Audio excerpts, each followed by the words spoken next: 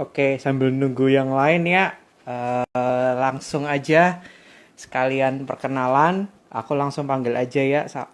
Aku panggil Kobeni ya, sebentar ya.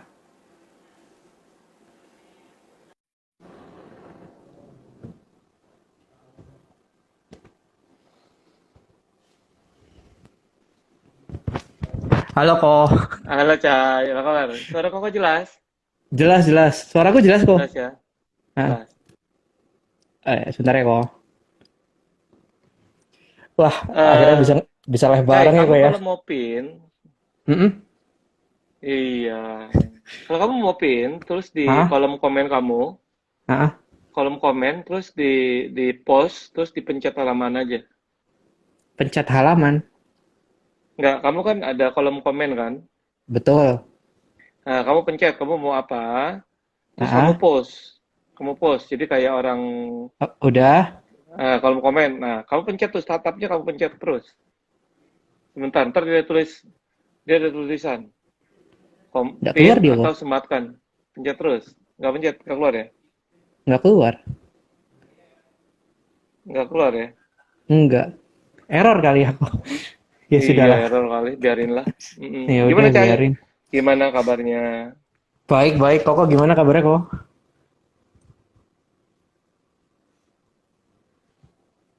Keputus.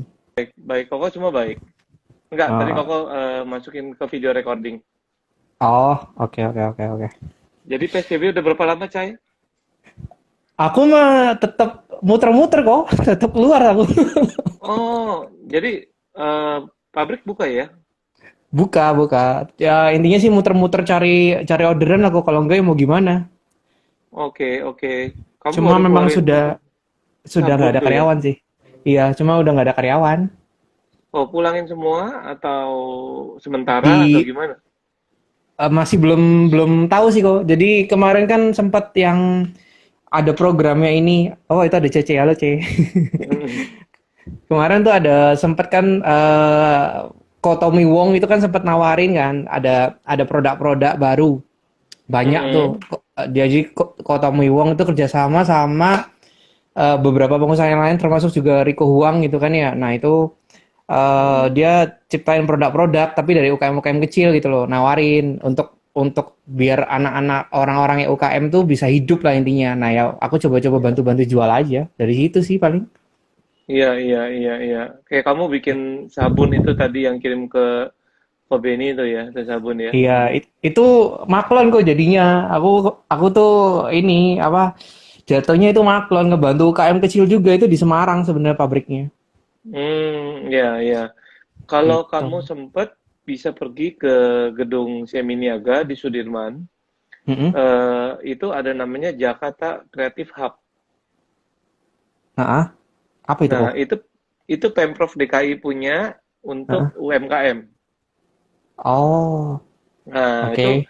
namanya Jakarta Creative Hub. Nah, Jakarta Creative Hub itu diperuntukkan memang untuk orang UMKM yang mau jualan. Nah, itu dulu programnya zamannya gubernurnya Pak Ahok, itu Mm-mm. dibuat sama Ibu Veronica. Nah, Hmm. itu tempat kayak kayak kamu mamerin barang-barang UMKM. Nanti dari Pemprov sama dari namanya Dekranas, Dewan Kerajinan Mm-mm. Nasional itu ngebantu kamu untuk jualin barang-barang itu. Oh, oke. It's like showroom. It's Oh, like toko gratis lah kamu pakai tempat itu kayak Sarinah gitu loh. hmm. Nanti Itu kamu free ya berarti Google ya? free. Kamu Google alamatnya koko taunya Seminiaga Sudirman. Mm-mm. Gedung Seminiaga Oke. Sudirman namanya Jakarta Creative Hub. Oke, oke, boleh, boleh kok, boleh. Thank you loh kok. Iya, koko sempat bantu juga situ untuk konsult awalnya ya bikin Jakarta Creative Heeh. Hub itu. Nice. Oke, kok ini Ya, ada teman-teman nonton ini juga termasuk kayaknya ada beberapa customer juga nonton sih kok. Ini nggak apa-apa sambil sharing-sharing ya. wow. Customer Ya, apa ya. dia resto-resto kan. Jadi Ya, ini ya. sebelum sebelum sharing-sharing perkenalan dulu kok biasa kok. Nah, jadi sosok Nah, Kobe ini siapa sih? Kok bisa jadi influencer dan food and beverage konsultan beverage. sekarang kok? Iya. Ya, ya. Jadi Kobeni itu saya itu seorang konsultan. Eh, saya sebutnya lifestyle consultant. Tapi memang saya banyak bergerak di F&B. Nah, lifestyle consultant tuh apa? Pasti banyak semua nanya. Lifestyle consultant tuh Kobeni buat dari namanya restoran. Pokoknya lifestyle berhubungan dengan lifestyle ya. Jadi ada Hmm. mall, ada waterboom, ada restoran. Nah, karena Indonesia konsumernya paling besar itu adalah konsumer terbesarnya adalah restoran. Jadi Kobeni itu baru 14 tahun menjadi konsultan restoran. Jadi dari restoran kecil sampai restoran besar itu Kobeni bangunin. Kurang lebih bukan bangunin, tapi lebih pada misalnya Kim Chai punya uang. Kok aku pengen bikin restoran ini dong, restoran Thailand misalnya gitu. Nah, Hmm. abis bikin restoran Thailand, kan Kim Chae nggak bisa masak. Nih Kim Chae nggak bisa serving. You have to punya koki, punya waiters, punya tempat segala macam, bla bla bla. Nah, kamu hanya punya uang misalnya begitu. Nah, tugas Kobe ini apa? Garis besarnya tugas Kobe ini adalah mengaplikasikan apa yang Kim Chae mau. Oke. Tapi kalau saya pakai koki, kokinya kabur gimana? Nah, itu kan Iya, ketakutannya orang selalu gitu ya. iya Punya betul. restoran takut kokinya kabur. Kayak waktu itu Confiter ya, tahu Confiter Lim kan, yang punya roti Tahu tahu. bakar. Mm-mm. Nah, dia juga takut, aduh gimana ya, yang bisa masak koki gua, kalau koki gua kabur gimana? Nah, tugas Kobeni sebagai konsultan itu, Kobeni membuat namanya secret recipe. Kalau Hmm. Kim Jaya bahasanya tahu COGS, Cost of Gross Sales. Nah, dari mana Oke. cost-nya? Cost-nya itu dari resepi. Nah, jadi misalnya Kim Jaya buat satu makanan, let's say capcay. Oke, dalam satu porsi capcay, sawinya berapa sih? Wortelnya berapa sih? Minyaknya berapa sendok sih? Nah, itu namanya gramisasi yang koko timbang. Hmm. Nah, misalnya kamu bilang, oh, kok aku pakai sawinya 100 gram. Oke, 100 gram. 1 kilo harganya berapa? 1 kilo harganya 15.000. Berarti 100 gram itu 1.500. Nah, masuknya dalam costing. Koko masukin tuh. Sawi 100 gram. Nah, minyaknya berapa sendok? 2 sendok makan. Oke, beli bimolinya, misalnya merek bimoli ya. Ah. 2 liter itu berapa? 25.000. Oke, 2 sendok makan tuh berapa mililiter? Oh, 300 perak. Itu kehitung sama Koko. Nah, itu tugasnya Koko. Nah, itu Koko berikan kepada owner. Sampai SOP waitersnya, cara how to serve-nya, SOP kitchen-nya, dari makanan mentah ke makanan matang. Nah, itu tugas saya selama eh, kurang lebih 14 tahun saya bikin itu, bikin bikin restoran segala macam, dan terakhir-terakhir Kobe ini juga bikin waterboom. Tuh, di mana tuh kok? Waterboom ada dua, kita bikin satu ada di Pontianak. Eh, Waterboom di Pontianak itu sekitar 10 hektar. Yang satu lagi di Balikpapan. Kalau di Balikpapan itu waterboomnya di atasnya Iwok atau Pentacity Mall. Jadi kalau yang ke Balikpapan tahu itu daerahnya namanya Balikpapan Superblock. Nah, itu di lantai Hmm. 7 kita bikin waterboom, luasannya kurang lebih 6 ribuan meter. Tapi kalau the Nah, biggest terus waterboom di Pontianak. terus dari kok kalau kokonya sendiri punya resto nggak kok? Atau punya waterboom sendiri kah? Nah, ini pertanyaan menarik. Jadi Kobe ini pengalamannya di mana? Kobe ini itu dari umur 15 tahun udah punya diskotik, Cai. Jadi punya Wih. diskotik sendiri dari umur 15 tahun sampai ke Australia umur 19. Di umur 19 tahun Kobe ini punya diskotik lagi di Australia, di Sydney. Itu ada di daerah King Cross sama di daerah Coogee Beach namanya, di pantai daerah Bondi situ. Nah, itu jadi Kobe ini tuh bukannya punya, Kobe ini langsung praktek dari belajar dari error segala macam. Kobe ini belajar, pulang Indonesia tahun 98, 99 bikin lagi diskotik dan resto di daerah Sarina Tamrin. Sekarang gedungnya udah dirobohin McDonald. Nah, itu seberangnya Jakarta Theater itu tempat Kobe ini bikin klub dan resto. Jadi Kobe ini punya nggak? Punya. Terus di Hotel Red Top Pecenongan, sekarang Red Top namanya, dulu namanya Radisson Hotel. Nah, Kobe ini juga punya di situ lounge, jadi bar, lounge, and resto gitu. Jadi karena ya Kobe ini nakal gitu ya, jadi kehidupan malamnya berjalan terus. Jadi lebih baik Kobe ini nggak terusin restorannya sama klubnya. Kalau nggak, akhirnya gue minum terus, gue mabok mulu gitu ya kan. Heeh. Nah, jadi makanya ilmu itu yang Kobe ini simpan, Kobe ini pakai, dan itu bisa ternyata bisa untuk memberkati banyak orang dengan cara Kobe ini eh, jualan ide, jualan konsep, jualan pengalaman yang Kobe ini dulu dari failure, dari gagal, dari segala macam. Nah, itu yang Kobe ini sebenarnya jual ke mereka dengan tim-tim Kobe ini yang dulu. Jadi tim Kobe ini itu bukan tim lama, tim yang dulu bareng gagal sama Kobe ini. Jadi kita nggak mau ngeliat orang lagi gagal gitu. Nah, gitu Cai. Nah, berkembang ke mana? Berkembang ke Waterboom, berkembang Iya. ke mall, Hah? berkembang ke segala macam. Itu hanya dikasih kesempatan. Kobe ini dikasih kesempatan sama beberapa teman-teman. Terus mereka intinya satu, mereka percaya sama Kobe ini, yaitu dia percaya apa yang Kobe ini lakukan atau yang Kobe ini konsepin pasti jadi. Nah, jadi kepercayaan itu yang Kobe ini pegang. Dan Kobe ini cuma dikasih kesempatan. Waktu dikasih kesempatan, Kobe ini nggak hilangin kesempatan itu. Bisa nggak? Nggak bisa. Tapi dalam hati Kobe ini gini, gue nggak boleh bilang nggak bisa. Gue harus bisa. Zaman sekarang kan ada Google, ada orang yang jago, kayak Kim Chai. Kim Chai jago chemical. Kalau bikin sabun, ya gue nggak usah bikin sabun lah. Gue tanya Kim Chai dong. Chai, bikin bikin sabun gimana? Chai, ini kalau saya mau ngerjain ini, kamu gimana? Nah, Koko berbagi sama orang yang namanya Kim Chai atau yang lain. Supaya apa? Supaya berkatnya juga dibagi-bagi. Karena Koko believe, kalau kita serakah, greedy, kita kerjain semua sendiri, bisa, tapi nggak akan maksimal. Ya Hmm. buat apa kan? Sekarang orang kerja IT, orang sekolah hukum, orang sekolah manajemen. Tapi Koko bangun yang paling jadi contoh gini.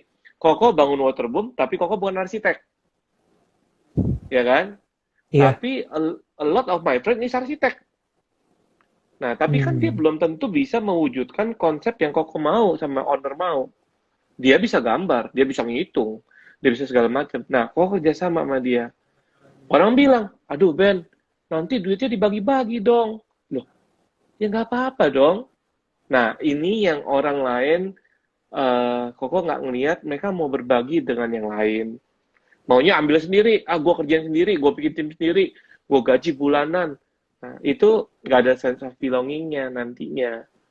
Tapi kalau dia, si arsitek, menjadi partner Koko, sama kayak si Koki menjadi partner Koko, dia menjadi punya sense of belonging of this project. Oke, misalnya Koko itu dapat konsultan fee sekian juta, anggaplah 10 juta. Oh, arsitek minta berapa sih? Pak, boleh nggak saya minta arsitek, bayar arsitek segala macam 20% dari nilai project. Kalau menurut Koko ini worth it, dan ini oke, kita bisa kerja sama bareng, why not? I share my 20%. I don't Hmm. care. Koko nggak peduli. Ini, wah duit gua kepotong nih, gitu ya. Tapi kan nggak apa-apa, karena memang itu bagian dia, gitu loh. And I trust him, and Koko itu kasih wewenangnya, bukan wewenang ya, maksudnya kasih otoritasnya benar-benar dia as a arsitek. I never campur-campur dia punya kerjaan. Nanti akan bias nantinya. Gitu China. Kobe ini tuh banyak di area itu. It's 14 years Kobe ini melakukan ini. Oh, A lot. luar Mm-mm. biasa kok, luar biasa. Nah, Nah, terus okay. kok apa namanya? Koko juga Hmm. kan aktif juga di pelayanan sekarang ini ya, aktif banget di pelayanan.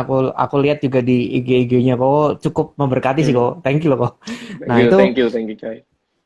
dari kesibukan Koko, kalau ini anggaplah misalnya nggak di masa pandemi ya gitu ya. Jadi Iya, ketika ketika masa normal, kesibukan Koko Mm-mm. kan ada dua, berarti kan sebagai food and beverage konsultan sekaligus juga pelayan Tuhan gitu kan ya. Ya, Dengan ya, kesibukan pasti yang luar biasa karena leader juga gitu kan. Nah, itu ya. gimana cara ngatur waktunya kok? Nah, Khomeini itu selalu percaya kita tahu Matius 6 ayat 33. Carilah dulu kerajaan Allah, baru maka akan ditambahkan. Itu pegangannya Iya. kita selalu di dunia pelayanan. Makanya sebenarnya manage time, eh, managing time itu penting. Nah, karena Khomeini itu kebetulan Tuhan izinkan tahun 2009 sampai 2010, 2010 itu Khomeini ditabiskan menjadi seorang pendeta pembantu. Nah, jadi itu dari spiritual Khomeini, kalau Khomeini komitmen untuk melayani Tuhan. Sifatnya Khomeini mau membalikan apa yang Tuhan kasih ke Khomeini melalui pelayanan. 2010 Khomeini ditabiskan menjadi seorang pendeta pembantu dan Khomeini komitmen sampai hari ini tidak pernah lepas dari yang namanya melayani Tuhan dimanapun berada. Nah, managing time itu penting, Cai. Jadi apapun Khomeini kerja itu selalu pakai managing time. Jadi pakai deadline. Semua by Hmm. deadline.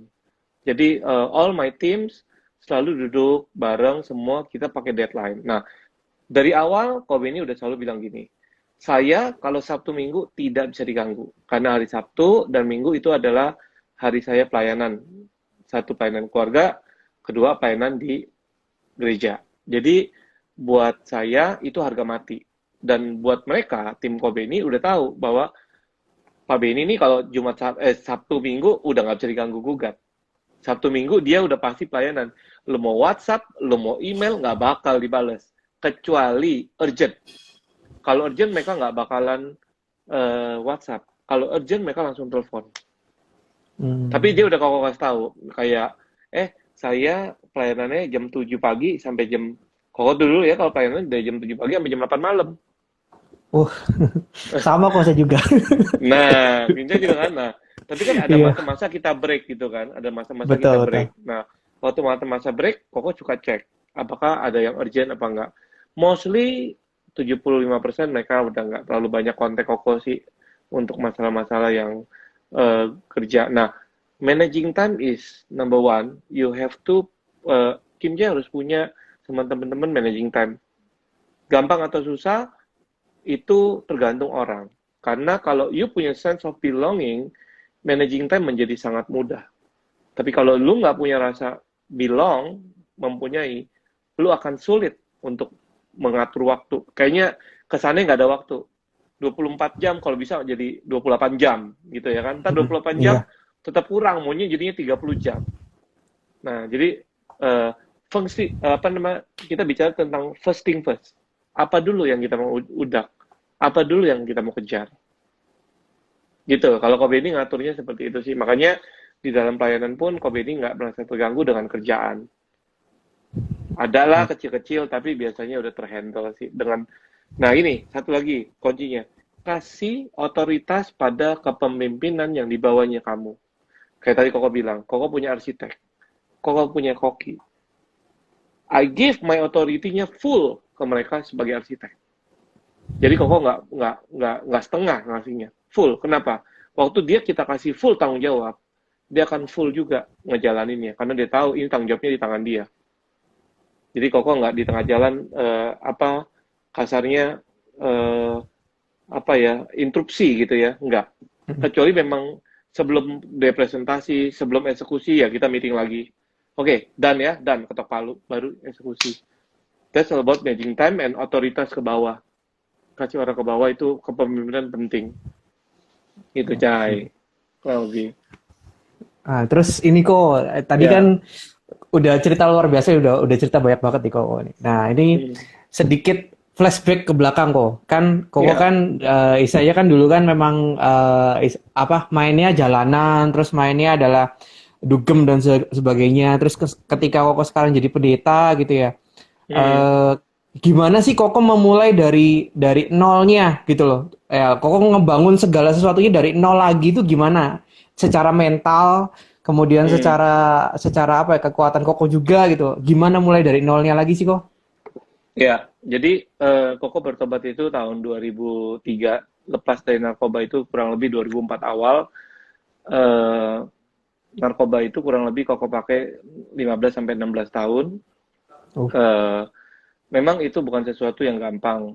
Pasti Koko bilang itulah keajaiban yang Tuhan kasih terhadap Kobe ini, bahwa orang bilang mungkin kalau miracle kesembuhan atau apapun, tapi buat Kobe ini waktu itu miracle-nya adalah Kobe ini itu nggak sampai direhab. Kobe ini itu pakai ganja 30 sampai 40 batang satu hari.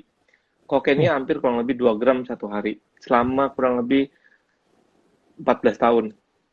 Nah, jadi memulai satu yang awal itu memang pay the price-nya sangat banyak. Koko tuh bayar harganya buat ini semua banyak. I lost my, Koko hilang banyak teman, Koko hilang banyak peluang bisnis, karena waktu Koko bisnis, kayak kita ngelobi sana, ngelobi situ, ya kan, di dunia malam. Tapi ada satu hal yang Koko dapetin adalah waktu Koko bisa menyenangkan orang lain. Koko tuh hobinya nyenengin orang lain, dan tapi Koko sendiri dalam hati nggak bisa senang. Nah, waktu melayani Tuhan, ada satu sukacita yang Koko nggak bisa Koko gambarkan di sini, bahwa itu tuh benar-benar is apa ya, membuat Koko tuh rasanya peaceful, good condition. Karena waktu kita kerja ya, Cai, itu stressful, banyak tekanan, banyak kiri kanan. Walaupun nggak terlalu peduli karena Kobe ini orangnya cuek aja gitu. Tapi eh, waktu ikut Tuhan melayani itu benar-benar ada rasa peaceful. Nah, mentalnya jujur ya, di kontak Kobe ini tuh dulu kita masih zamannya handphone Nokia atau BlackBerry segala macam itu, di Kobe ini tuh kontaknya hampir 2000-an. Sekarang 4000, Oh. dulu 2000-an kontak. Waktu Kobe ini bilang saya mengikut Tuhan gitu ya, itu 2000-an kontak. Sama sekali satu pun mungkin nggak ada yang kontak Kobe ini. Hampir dibilang tidak ada yang kontak. Cuma dibilang, wah Benny ini bangkrut, atau Benny ini gila nih, atau udah sinting karena kebanyakan makan segala macam bla bla bla. Tapi di situ Kobe ini mencoba untuk tidak mendengar kiri kanan, tapi mendengarkan apa perkataannya firman Tuhan. Susah nggak? Susah. Dan di mana Kobe ini bertumbuh mentalnya? Kobe ini punya komunitas yang sampai hari ini orang-orang itu ada di sekeliling Kobe ini. Nah, kalau di tempat Kimcai, di tempat kita namanya ada CG kan ya. Nah, Iya, iya. nah, itu komunitas itu sampai hari ini, walaupun Kobe ini di mana, pelayanan di mana, orang-orang ini tetap ada bersama Kobe ini. Mereka nggak rela lihat Kobe ini itu jatuh lagi. Nah, kalau Kobe ini mau jatuh lagi atau mau apa lagi, Kobe ini pasti tanya mereka, eh ini gimana? Ini gimana? Nah, padahal kalau dilihat status sosialnya, apanya lah, tanda kutip lah ya, Kobe ini mungkin katanya, lu kan lebih pinter dari gua, lu kan lebih ini dari gua. Kerohanian tidak melihat umur, tidak melihat status sosial, Cai. Pada intinya manusia harus bisa berkoordinat, berunity dengan yang lainnya. Nah, itu yang Kobe ini rasakan, bahwa betapa pentingnya orang-orang di sekitar kita yang bisa mempercayai kita dan terus mempercayai kita loh. Bukan hanya percaya, tapi terus dia percaya sama kita. Karena kita manusia, bisa bisa jatuh, bisa nggak jatuh. Nah, kamu tanya perjalanannya, nangis air mata, nangis darah, air air mata, air hidung, air mulut, semua jadi satu. Kobe di nangis, hilang namanya pekerjaan. Ikut Tuhan dalam keadaan baik, Kobe ini selalu kesaksian. Ikut Tuhan itu orang selalu dalam keadaan biasanya sakit, cancer ikut Tuhan, eh, jatuh susah ikut Tuhan. Kobe ini dalam keadaan baik, udah punya rumah, umur 28 tahun, sorry ya, maksudnya udah punya mobil, udah punya perusahaan, bikin film, kontraktor, ikut Tuhan, habis semuanya, nggak ada sisa. Tapi sukacitanya melebihi jauh dari itu semua. Dan Kobe ini bilang, it's worth it, saya ikut Tuhan, dibanding saya punya ini semua. Karena itu nggak membuat Kobe ini lebih bahagia daripada yang lain. Nah, mentalnya kuat apa nggak kuat? Ya itu ada orang sekeliling Kobeni yang selalu selalu ajak Kobeni terus sama Tuhan, uh, mendengarkan curhatan-curhatan, sharingan-sharingan, dibangun. Makanya Kobeni juga seneng ngebangun orang, karena investasi orang itu nggak pernah salah. Jadi pegawainya Kobe ini nih misalnya sampai hari ini ada yang kerjanya udah 20 tahun. Wih, My luar sister biasa. Neni, ya Hah? Neninya Kobe ini itu Hah? kerja sama Kobe ini 17 tahun. Wih, luar Nah, biasa itu jadi kok. iya, PA, my personal assistant itu 14 Hah? tahun. Selama Kobe ini Wih, buka sampai sekarang. luar biasa. Nah, jadi investasi orang itu nggak pernah salah. Nah, investasi orang terbaik di mana? Di gereja. Itu investasi orang terbaik. Jangan pernah jadikan mereka sebagai apa ya? Kobe ini bilang kan Tuhan bilang jadikan semua murid, Mm-mm. ya. Nah, itu Ya. namanya apa? Investasi orang. Ilmu kamu kamu kasih ke murid kamu. Nanti murid kamu akan jadi lebih hebat. Itu investasi kamu. Kamu tinggal nikmatin dan lihat investasinya. Gitu. Luar. Ini ada dua pertanyaan kok, tiba-tiba kebayang gini kok. Ya. Ya, yang pertama kok, apa namanya? Kan Koko kan dari dunia malam jadi dunia terang Mm-mm. sekarang gitu kan. Iya, iya. Nah, ketika Koko ada di dunia terang sekarang tuh, ada nggak sih orang-orang yang dulu gitu ya mengajak Koko Mm-mm. kembali lagi dan Koko gimana cara ngelawannya? Itu satu kok.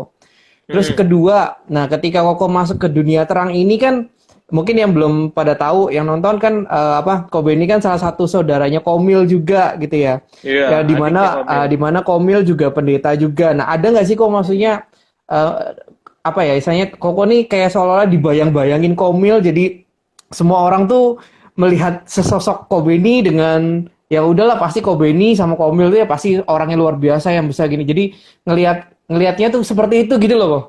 Jadi Iya, iya, iya. nggak ngelihat pure murni Kobe ini ada nggak sih kok? Pengen tahu aja Iya, sih. iya. Ke Benny jawab yang pertama. Yang Hmm, pertama adalah ajakan dari orang yang dulu sama kita kan. iya, Nah, ajakan itu banyak dan bukan banyak-banyak lagi, sangat banyak karena mereka nggak percaya kan. Wah, masa sih ini orang dulu yang ngasih gua barang nih, ini orang yang ngasih gua minuman, ini orang yang bikin yang punya diskotiknya gitu ya kan, masa sih gitu iya, kan. Tapi satu hal yang Kobeni belajar, waktu Kobeni masuk ke area situ, tiba-tiba gini, karena Kobeni itu cukup ekstrim, masa pertobatannya cukup ekstrim. Tuhan ambil bisnis Kobeni tiba-tiba, jebret. Tiba-tiba Kobeni bisa jadi konsultan. Itu hikmat Tuhan. Nah, selama 4 tahun, Kobeni itu masuk sekolah namanya Reebok University. Nge-gym. Karena Kobeni harus nge-gym, harus balikin otak motoriknya, supaya nggak jadi orang bego. Karena orang pakai narkoba biasanya otaknya lama, lemot. Jadi Kobeni ambil Reebok University, Kobeni fitness, segala macam. Nah, ajakan-ajakan itu banyak, tapi gini, entah kenapa setiap kali Kobeni masuk ke area itu, ngeliat mereka, hatinya nggak damai sejahtera. Pulang tuh nggak enak. Contoh lah, Kobe ini minum 2 gelas, 3 gelas gitu ya. Itu pulang nggak enak, langsung nggak enjoy. Kalau dulu kan enjoy gitu ya, dengerin musik segala macam. Ini nggak enjoy. Nah, waktu nggak enjoy itu, Kobe ini coba ngomong. Nah, itu rasa depresinya nggak enak banget gitu. Akhirnya besok berlalu. Nah, mulai Kobe ini pertama yang Kobe ini lakukan adalah waktu itu Kobe ini merasa belum kuat. Jadi gini, kalau orang kita udah masuk got, jangan main di pinggir got kalau belum kuat kakinya. Nanti kepleset. Jadi Kobe ini mencoba menjauh dari got itu. Nah, waktu jauh dari got itu, Kobe ini banyak nggak punya teman jadinya. Nah, sampai Kobe ini belajar, oh, gue sudah kuat main di pinggir got ini. Kobe ini samperin. Karena Kobe ini diselamatkan Tuhan dan merasa ada damai sejahtera. Gue nggak mau teman-teman gue nanti nyesel. Gue samperin mereka, Cai. Tapi dalam posisi hmm, Kobe ini udah kuat. Believe it or not, sampai hari ini, semua itu, yang 2000 kontak kemarin itu, hari ini, kalau ada apa-apa, teleponnya Kobe ini. Mau urusan kerjaan, mau urusan rumah tangganya, mau urusan pribadinya, mereka telepon Kobe ini pasti. Dia akan tanya, Kobe ini gimana? Ben, bro, gimana bro? Bla bla bla bla bla segala macam. Sampai Cici itu sampai udah ya, kalau telepon jangan lewat dari jam 12 malam. Dia sampai stopin gitu. Tapi karena Kobe ini senang ngebagi, jadi Cici juga tahu. bahwa Kobe ini suka ngebagi, ya jadi Kobe ini ngebagiin terus. Nah, pertama, you have to know kekuatan kamu udah sampai mana. Kalau belum, jangan coba masuk ke dalam. Situ, jatuh pasti. Nah, Kobe ini belajar, ada punya komunitas, baru Kobe ini berani. Bahkan Kobe ini bisa bilang hari-hari ini, justru biang-biangnya, yang dulu biang-biang sama Kobe ini, mereka sekarang udah bergereja. Mereka udah Wih, cinta Tuhan, mereka udah melayani Tuhan di masing-masing gereja mereka. Jadi sekarang yang telepon Kobe ini kalau ngobrol, cerita ngobrolnya udah bukan masa lalu. Ngobrolnya adalah, bro, gue dapet firman ini gimana ya? Gue dapet ini, gue dapet anak murid gue kayak gini nih, anak rohani gue kayak gini, adik rohani gue kayak gini. What do you think gitu? Nah kayak besok, kayak ntar malam, Kobe ini akan berbicara sama Grace kan, Grace Natali.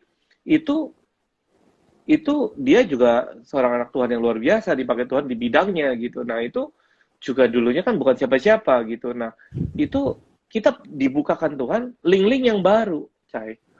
Nah hmm, jadi jangan masuk kali karya itu. Kalau belum kuat, kalau udah kuat, monggo selamatkanlah teman-temanmu yang tersesat itu, ya kan? Itu kan tugasnya ya, kita ya, bahwa yang ya, tersesat. Kalau yang udah baik biarin aja dia jadi baik, biar nama baik. Tapi yang tersesat kita harus selamatkan. Nah, yang kedua, Komil. Komil itu adalah dia dari awal, Komil sama Kobeni umurnya beda 2 tahun. oh, Komil itu sudah menjadi pendeta dari tahun 90-an, kurang lebih 25 tahun. aku Nah, baru lahir kok. ya makanya. Jadi kita terpaut 2 tahun, dia dulu sekolah di Amerika, dia S2 di Amerika, Fullerton Sekolah Teologi, Hmm. Kobeni juga S2 di Australia, tapi dia S2 Strata 2, kalau Kobeni S2-nya SD SMP. Beda S2 ya, Oke, beda oke. S2. Ya, nah, dia orangnya tidak pernah mencampuri urusan orang. That's the good. Dia nggak pernah nyampurin Kobeni. Kobeni harus gini. Ben, bro, lu gini. Gua sikat. Enggak. Dulu malah Kobeni sama Komel itu sering berantem. Berdua tuh sering berantem. Gebuk-gebukan. Kalau berantem tuh pukul-pukulan sama dia. Kok ingat, pala Kobeni pernah dipukul pakai gembok sama dia. Hmm. Gebok rumah digebok sama dia belakang ini. Nggak Hmm. jatuh. Malah kok Kobeni ambil golok gitu. Undak-undak dia gitu. Dia sampai kaget. Nah, kenapa Komil ini tidak terbayang atau tidak merasa dibayang-bayangi oleh Komil? Karena Komil memang panggilannya dari Tuhan dari awal. Tuhan ciptakan Komil itu memang udah kayak gitu. Dan Komil itu punya kelebihan yang luar biasa yang Kobe ini nggak punya. Kobe ini nggak mencoba untuk menjadi Komil. Kobe ini akan belajar apa yang Kobe ini nggak bisa dari yang Kobe ini nggak bisa. Kobe ini akan nanya sama Komil tentang pelayanan, gimana Kobe ini pertama kali bertobat, mulai melayani Tuhan. Kobe ini tanya sama Komil, gimana sih pelayanan itu? Gimana sih kalau kerja? Nah, di satu sisi, Komil nggak bisa jadi Kobe ini. Komil nggak bisa tuh, tanda kutip ya, misalnya urusan sama Hmm. aparat, Nah, urusan sama, misalnya nih ada tabrakan mobil, urusannya ah, polisi, dia pasti teleponnya Kobe ini. Kenapa? Ya itu bagian gua. Beda. Jadi Tuhan itu iya. ciptanya unik. Makanya Kobeni sama Komil itu nggak ada rasa bayang-bayang. Walaupun orang bilang gini, sampai ada kadang bilang gini, oh Beni, adiknya Milto, adiknya Pastor Milto, gitu ya, selalu Iya, gitu kan. ha. Ya, buat Kobeni is okay. Yang tahu Kobeni, dia akan tahu Kobeni siapa.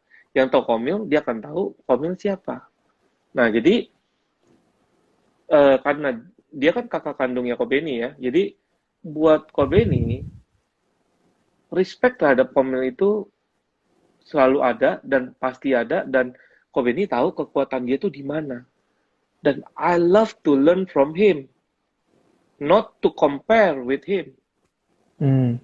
Nah, sebaliknya dia juga gitu. Kalau misalnya dia kebetulan kalau di GMS kan dulu ada masih ada sekarang The Summit segala macam gitu ya. Pernah Iya, Komil iya.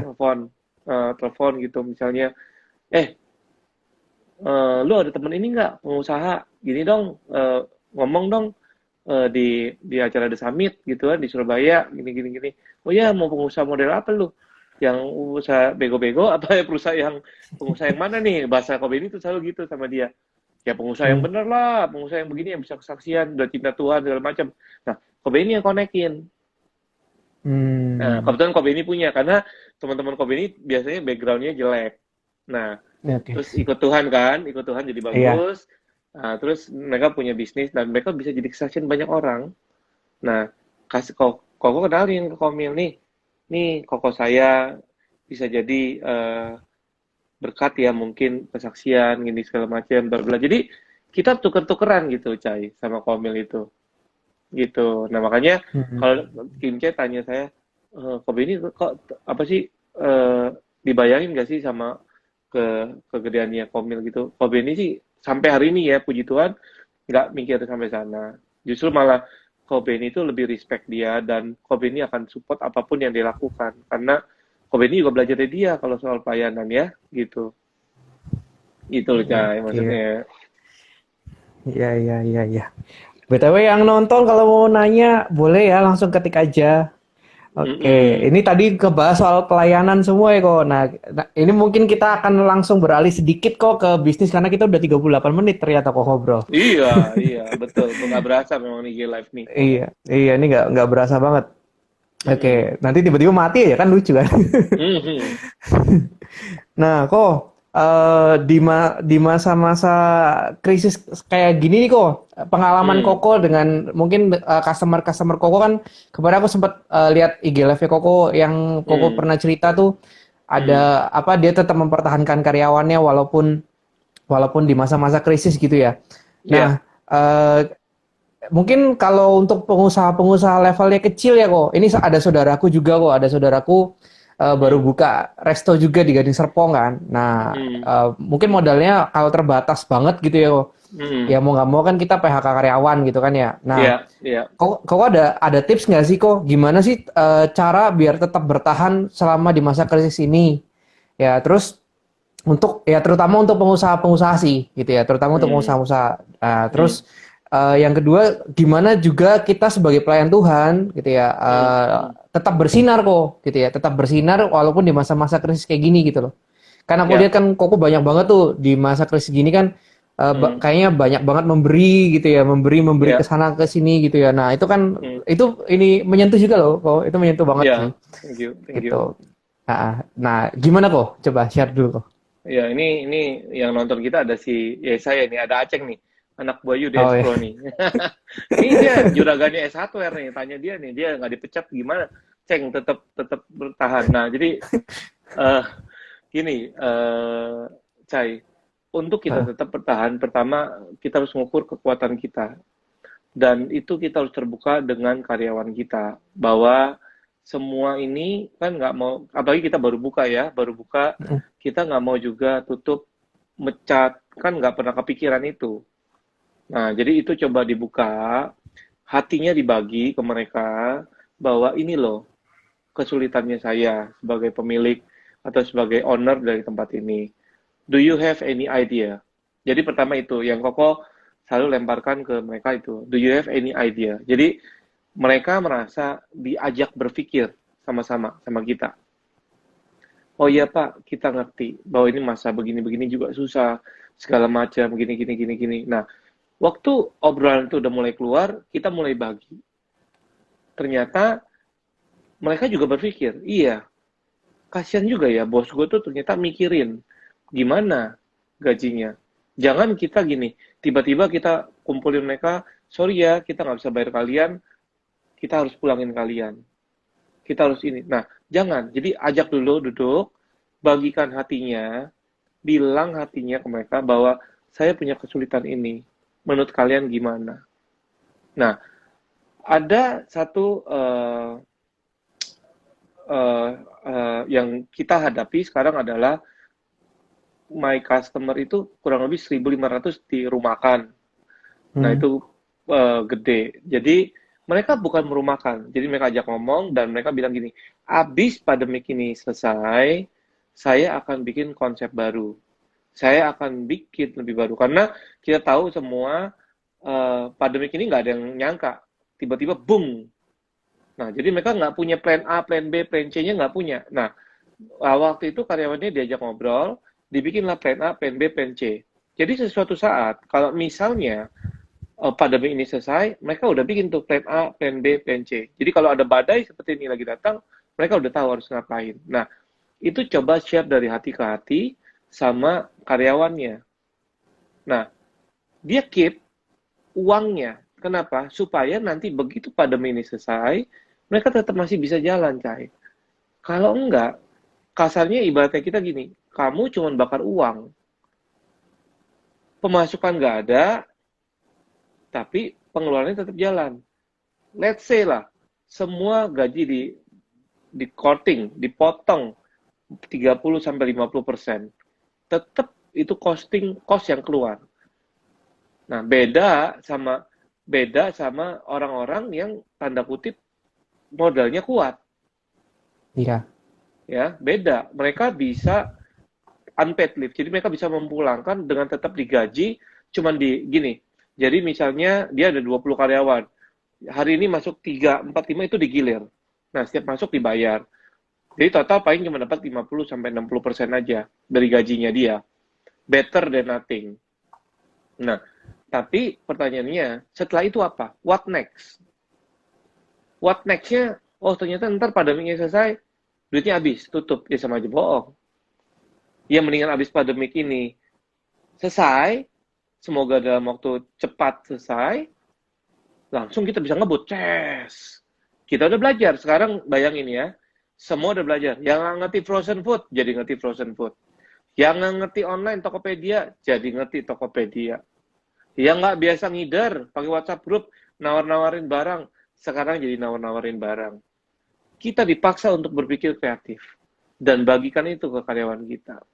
Jadi justru masa-masa ini, masa-masa kreativitas harus dibangun. Memang kalau keuangan kita bilang nggak ada cukupnya, pasti akan sulit berbicara keuangan. Nah, seperti kamu bilang, kita jadi anak Tuhan, kita harus tetap bersinar. Bagaimana? Nah itu, bersinar bukan hanya soal finansial, tapi bersinar itu adalah waktu dia susah, kita ada di situ. Jadi Ko Beni selalu kalau ada yang WhatsApp Ko Beni gitu ya, Ko Beni apa kabar? Oh iya baik, gimana kabarnya? Baik, ada yang bisa saya bantu. Yang pertama Ko Beni kata-katanya, ada yang bisa saya bantu. Karena itu kata-kata itu sekarang paling penting di situ. Hmm. Hmm. Nggak usah bilang apa kabar baik, semua juga tahu lagi susah gitu ya kan. Tapi waktu kita Iya. bilang ada yang bisa kita bantu, tentu bantunya sekuat tenaga kita, bukan sekuat tenaga, semampu kita ya, apa ya, sekapasitas kita gitu loh. Tapi kata-kata itu hari-hari ini sangat membantu, Cai. Sangat-sangat membuat mereka itu, oh ya, ternyata waktu gua susah atau waktu gua gini, ada orang tetap, ada leaders gua, ada pemimpin gua, ada temen gua, ada bos gua di sebelah gua. Itu yang paling penting buat mereka. Kok saksian ada satu worship leader Kobeni yang Koko kemarin ngamen, dia itu Mhm. WL worship leader, Oh, ya oke. dia harus insulin everyday, insulin, Wih. butuh uang. Kehidupannya dari musisi, dia penyanyi bareng sama Glenn Fredly. Tiba-tiba semua cancel, udah gitu Glenn meninggal, semua Mhm. cancel. Acara sampai tahun akhir tahun cancel. Uangnya dari mana? Dia ngamen di IG. Kreativitas mulai muncul. Oke? Okay? Kobeni mulai Mhm. partisipasi. Masuk partisipasi. Bantuin promo dia. Bantuin ini. Bantuin itu. Dia dikasih beras 25 kilo sama orang. Dia ambil 5 kilo. 20 kilonya dia bagi-bagiin ke plastik 2 kilo, 2 kilo, 2 kilo untuk tetangga-tetangganya. Oke? Okay? Nah, itu dia bagikan. Di Lukas, dia bilang gini. Ada orang selalu bilang gini. Kalau kasih tangan kanan, jangan tangan kiri memberi. Ya, jangan Ya. tangan kiri Jangan tahu, tangan kiri ya. lihat. Ya. Aha. Iya. Tapi di Lukas bilang begini, biarlah kebaikanmu dilihat orang. Itu waktu Yesus ke Lazarus, bangunin Lazarus. Waktu Marta Maria bilang gini, Yesus kalau lu datang, mungkin adik gue tidak meninggal. Tapi Yesus bilang, lu nggak ada iman dong sama gue. Oke, Yesus bangunin Lazarus. Yesus bilang, biarlah kebaikanmu, kepercayaanmu dilihat orang. Itu di Lukas. Jadi lihat, mana yang harus kita expose, mana yang harus kita nggak expose. Kobe ini nggak expose bagian bagi-bagi. Tapi Kobe ini akan expose sama orang yang mencari Tuhan, yang dia juga berbagi buat orang lain. I will expose. Karena itu kebaikan yang dia berikan kepada orang lain, yang harus Koko bantu dengan caranya kita masing-masing gitu. That's the point. Gitu loh. Sih, luar biasa kok, luar biasa banget. Ya kan? Ya, luar biasa banget. Nah, terus Jadi, kok, eh, ya. di masa-masa sekarang, walaupun Hmm. WFH, kok masih masih melayani berarti ya, walaupun secara online kan ya, kayak kemarin meeting leader ya kok ya. Masih lewat via Zoom ya. Semuanya kita via Zoom. Setiap hari Rabu kita tapping online. Mm-mm. Hari ini masih bikin video klip malah. Tadi siang masih video klip anak-anak. Jadi nanti minggu pagi kita udah mulai online. Jadi tetap kegiatan gereja kita akan maksudnya kegiatan gereja tetap berjalan tapi online semuanya. Jadi Rabu kita tapping, Kamis semua segala macam kita edit. Sabtu, Minggu kita udah premiere tayang. Dan meeting leaders, Komsel, meeting Koko kebetulan megang sound, PAW, megang kids, banyak ada kids juga, jadi semuanya via Zoom. Tapi kita Mm. udah sepakat mulai minggu depan mungkin beberapa full timer akan mulai masuk kantor, walaupun dengan uh, Jarak. physical distancing ya, dua Ya, meter dua ya. meter lah gitu. Kalau bisnis bisnis mati kok atau masih jalan juga Nah, di karena zaman WFH gini? karena Koko kan konsultan, jadi kita sifatnya lebih banyak di via Zoom, Ah, WhatsApp, teleponan, segala macam itu masih berjalan. Ada beberapa memang yang kita suruh shutdown, tutup restorannya. Ada yang kita beberapa masih berjalan dengan justru bagus. Ada satu perusahaan yang dimsum itu dia mulai proses masuk Tokopedia segala macam. Puji Tuhan, satu hari masih bisa dapat 3 sampai 5 juta. oh Believe it or itu not. puji. Tap, Ah, ah. ya, tapi omsetnya dari sehari 30 juta. Oh, Nah, oke. Turun drastis iya. sih kok. Turun drastis, tapi itu cukup untuk membayar gaji karyawan. Nah, Hmm, itu yang mereka pertahankan, gaji karyawan. Mungkin ownernya nggak dapat apa-apa, tapi karyawannya nggak pecat. Ya, itu yang Kobe ini bilang itu. Nah, nah, eh, gimana, Chan? ya. Nah, pertanyaannya kok kan Hmm, di masa-masa gini pasti banyak orang kena tuh di mental ya kok ya, di mental, ya, di pikiran, di jiwa lah hmm, intinya pasti orang tuh kena kena di jiwa. Nah, gimana hmm, nih kok caranya nanti ke depan ya untuk memulai lagi hmm, sambil jadi misalnya sebelum memulai kan kita harus memperbaiki jiwa kita karena masalah pandemi gini kan. ya, Nah, kok ada tips nggak kok? Kira-kira gimana nih untuk orang yang mungkin pengusaha yang sudah close semuanya gitu ya. hmm, hmm. Sekarang untuk memperbaiki jiwanya lagi gimana kok Oke. tipsnya? Nah, kebetulan nih Kobe ini sebelum pandemi Corona, bulan Januari Kobe ini baru lulus sertifikasi kecerdasan emosi. Kobe ini sekolah namanya EQ, Emotional Quotient. Nah, jadi Kobe ini, namanya coachnya namanya Joshua Iwan Wahyudi, tahu ya? Iya, Joshua iya Iwan tahu Wahyudi kok. ya. Oh, Ya, kalau sertifikat sama dia, kau belajar how to handle the emotional, the mental. Nah, pertama mentalnya gini, tiga, satu, kamu harus terima apa yang ada sekarang. Tidak bisa deny. You cannot deny. You harus terima apa adanya kejadian ini. Kedua, lakukan apa yang harus kamu lakukan. Nggak usah ngeliat kiri kanan. Kayak Tuhan suruh Musa. Apa yang ada di tanganmu, itu yang kamu lakukan. Ya. Ketiga, jangan nunda pekerjaan-pekerjaan yang harus dikerjakan. Jangan lihat pernah, oh kalau gue kerja ini dapat apa? Jangan pernah mikir begitu. Kerjain aja dulu. Karena buahnya selalu adanya di belakang. Pasti Hmm. dengan mental sekarang, kita maunya cepet. Dapat duit cepet. Kemarin udah rugi banyak, udah rugi 10 juta, 20 juta. Gue mau kerja dalam waktu seminggu, untung 20 juta. You cannot. Akhirnya jadi kriminal, stres sendiri. Jadi pertama, dia harus terima keadaan itu dengan lapang dada, minta hikmat dari Tuhan dan mencintai Tuhan dalam kehidupan kita, supaya kita bisa terima semuanya apa yang udah terjadi. Kedua, lakukan apa yang ada di depan mata kita. Ya, ketiga, jangan pernah nunda.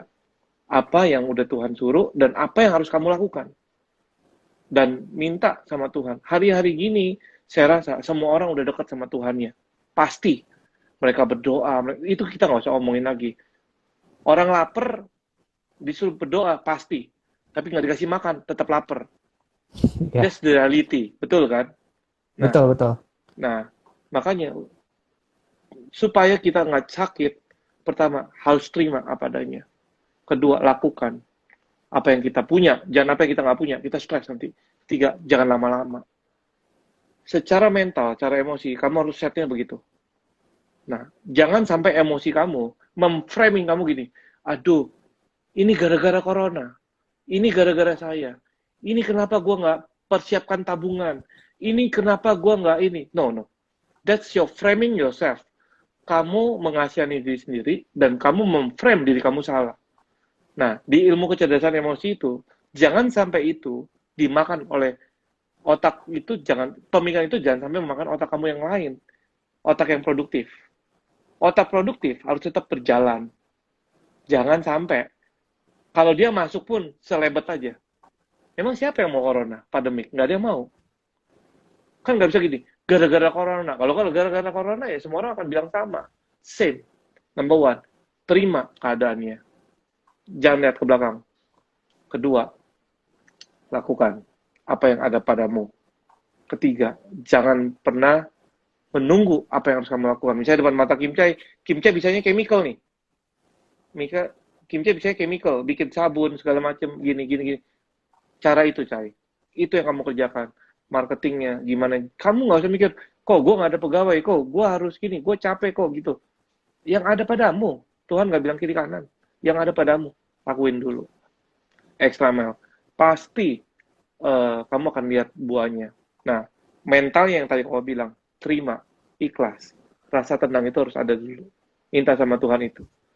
Dan cukup untuk minta Tuhan itu, kalau rasa Tuhan akan kasih hikmat ke Kim Chai dan teman-teman yang lain. Kalau kita minta sama dia.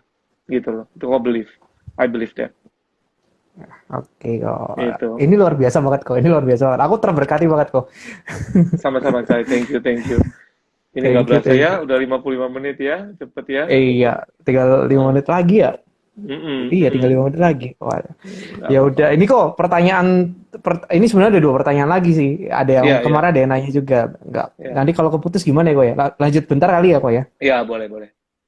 Nah, ini ada yang nanya gini kok, kalau barang-barang komoditi, oh ya sabun juga barang komoditi sih kok. Ya, barang komoditi sekarang ini lagi nggak laku nih kok, gitu ya. Nah, boleh nggak sih kalau kita sebagai anak Tuhan itu masuk ke bisnis insurance katanya? Ini ada yang nanya begitu. Karena kan insurance katanya 100% lebih katanya begitu ya. Apa namanya? Komisinya. Iya, misinya memang membantu orang lain kan, tapi dia pendapatannya kan lebih besar dibandingkan bisnis yang lain gitu kan di masa sekarang. Nah, itu sebenarnya boleh nggak sih kok di masa pandemi gini? Kalau misalnya nggak boleh, ada bisnis apa yang kira-kira bisa diminati konsumen saat ini kok? Kalau aku cuma bisanya di komoditi dan kayak gitu. Oke. Gimana? Pertama, bisnisnya gini. Mau bisnis apapun, selama itu halal, selama itu nggak ngebohongin orang, silakan. Nggak masalah. Maksudnya, mau bisnis insurance, kata orang gini, bisnis insurance itu membisniskan dalam keadaan orang susah. Itu ada kata-kata begitu. Sama, teman-teman ini telepon. It's okay, selama itu halal, selama itu dilakukan dengan benar, selama itu di bidangnya kamu, lakukan aja, nggak masalah. Kenapa harus jadi masalah? Kedua, bisnis apa yang sekarang harus kamu lakukan setelah ini? Ya, paling gampang. Kebutuhan manusia cuma 3, sandang, pangan, papan. Coba pikirin aja, sandang itu apa, pangan itu apa, papan itu apa. Cari koneksinya ke situ semua. Sandang itu kan pakaian. Cari koneksitasnya memang luas. Lu mau jualan benang, lu mau jualan kancing, lu mau jualan resleting, banyak. Pangan, apalagi. Hari ini teman Koko dari punya barbershop, sekarang jualan apa, tahu nggak? Gula aren. Apa tuh? Wih, gula aren. jauh banget. Ya, jauh banget. Gula aren dia masukin ke, sorry ya, Koko sebut merek di sini, Janji Jiwa, Lain Hati, segala macam. Kopi-kopi. Gula aren dari barbershop. Dia juga dulunya insurance. Jadi semua peluang, makanya kami bilang, yang ada di depan matamu, peluangnya apa aja? Ambil selama itu halal. Selama itu benar, selama itu nggak nipu orang, selama itu baik, kenapa kita nggak jalanin? Tapi kalau ditanya, yang spesifik, Kobe ini akan jawab, sandang, pangan, papan, itu yang 3 itu, bisnis itu, lini ke bawah-bawahnya, kamu ambil bisnis itu.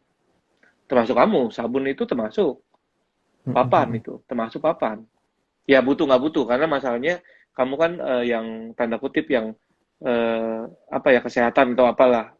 Eh, yang tadi kamu tadi belum dapat description ya, tapi kamu kayak contoh kan, Koko beli super pel sama kamu yang buat ngusir nyamuk itu, Kimchi kan Iya, bikin apa itu, daun serai pel punya lantai. pelan kan, I Iya, still I still beli dari Kimchi, betul kan? Kenapa? iya. Because itu kebutuhan. Udah zaman demam berdarah lagi sekarang. Iya kan? Koko beli Iya. Superpel. Sorry, Kimchi punya Kimia Pel itu. Kenapa? Itu kebutuhan. Nah, itu kan sandang pangan papan. Lininya banyak sebenarnya. How-nya, saya cuma bisanya komoditi. Saya cuma belajar. Zaman sekarang Google tinggal buka, bos. Very easy. YouTube tinggal buka. Very easy. Kreativitasnya dimulai dimunculin. Waktu mungkin lagi bengong-bengong, sekarang kreativitasnya bangkitin. Ayo, jangan diem-diem aja. Kayak kita IG Live begini. Ya kan? Udah kayak TV sendiri loh, bayangin. Dulu mana Iya, kepikiran iya. punya TV. Kim Chae punya TV Benar. loh sekarang, ya kan? Iya kok. Nah, that's creativity. You have to go there. Pergi ke sana. Gitu loh. Nah, Ya kan? oke kok. Oke kok. Masuk ya Ya, kok. ya masuk, masuk. Seru ya, Koko, nggak Koko selesai live ya. jam berapa ya? Jam 7 ya nanti ya? Kak, les nanti jam 8. Oh, jam 8. Oh iya, Nah, ini masih. sama Grace Natali. Koko Mm-mm. akan bicara sama Grace Natali gimana dia cintanya sama negara ini. Semangatnya luar biasa. Wih, luar biasa. Apa yang dilakukan. Ngomong-ngomong juga aku jualan sabun gini kok, itu banyak Hmm, customer tuh ada yang ngomong gini sih kok. hmm. Buat apa kamu jualan barang yang sama orang tuh dibuang gitu. Itu lumayan kena sih kok di hati itu. Itu masih teringat-ingat terngiang-ngiang sampai sekarang tuh ya saya itu. Buat apa kamu jualan Hmm. barang tapi ya sama customer pasti dibuang gitu kan. Itu ya lumayan sih kok. Maksudnya dibuang kenapa ya? Ya kan kayak misalnya habis piring kotor dicuci pakai sabun, sabunnya kan dibuang. Jadi kan kamu misalnya beli barang hanya untuk dibuang gitu loh maksudnya. Loh, ya kan tetap butuh saya sabunnya. Kayak kopinya Iya, aja, tetap butuh super pelnya. coba customer ada beberapa customer ngomong gitu kok. Lumayan itu kena kok di hati. Ya, nggak apa-apa. Itu kan yang nggak tahu benefit. Satu, dia kan tidak tahu keuntungannya memakai sabunnya Mm-mm. eh Kimchi apa. Dan satu, dia juga nggak tahu eh how you eh, build this business kan. So jangan terlalu pusing dengan pembicaraan orang sih, Cai. Just do what you wanna do. Just do what lakukan apa yang Kim Chae expert di bagiannya. Habis itu sisanya kumpulin teman-teman yang jago marketing, yang punya influence, yang segala macam, branding, bentuk Mm-mm. bungkusnya. Kan logonya udah bagus tuh kemarin FM segala macam. Don jangan jangan terlalu pusing sama omongan orang lah. Kalau you masukin omongan orang, kamu akan pusing. Karena nggak semua gini, bahasanya kok gini, I cannot put my shoe in your shoe. Nggak bisa gue taruh sepatu gue di dalam tangan kaki lu. Kan gitu kan? Iya, iya. Nggak bakal muat. Karena dia nggak Mm-mm. tahu. It's okay, biarin aja. Itu menurut pendapat dia. Toh masih ada peminat yang lain kok. Kobe ini aja masih nyariin kamu kalau untuk ngepel ya kan. Cai, Iya, Pak. tolong. Kalau pembantu udah ngomong ini, Pak itu daun serainya habis. Langsung telepon Kim Chai gitu ya kan. Wah, besok datang dengan pel-pelannya gitu ya kan. Jadi it's Iya, okay. iya. You have a on your market gitu. Don't worry lah. Gitu. Jangan tahu dulu dengerin lah. Iya kok. Ini kok Mm-mm. ada yang nanya gini kok, gimana cara menjaga cash flow untuk bisnis startup Hmm. biar tetap dalam kondisi baik di masa sekarang? Gimana tuh kok? Oke, untuk cash flow pertama, pastikan pengeluarannya itu jangan pernah lebih daripada, semua udah tahu lah ya, sistem bisnis pengeluaran jangan lebih daripada pemasukan. Mm, Tapi berhitunglah dengan baik. Dan satu, kalau sekarang kan banyak kemudahan yang telah pemerintah buka, yaitu dari bank. Ya, dari bank itu ada beberapa skema-skema ekonomi yang sudah dibangun oleh pemerintah untuk membantu UMKM. Pergunakan sarana itu, tapi maksud kau gini, bukan berhutang dengan bank, tapi pergunakan fasilitas yang telah diberikan oleh negara untuk bisa membantu bisnisnya kalian. Nah, hari-hari gini jangan pernah ngebuang hal-hal yang nggak penting.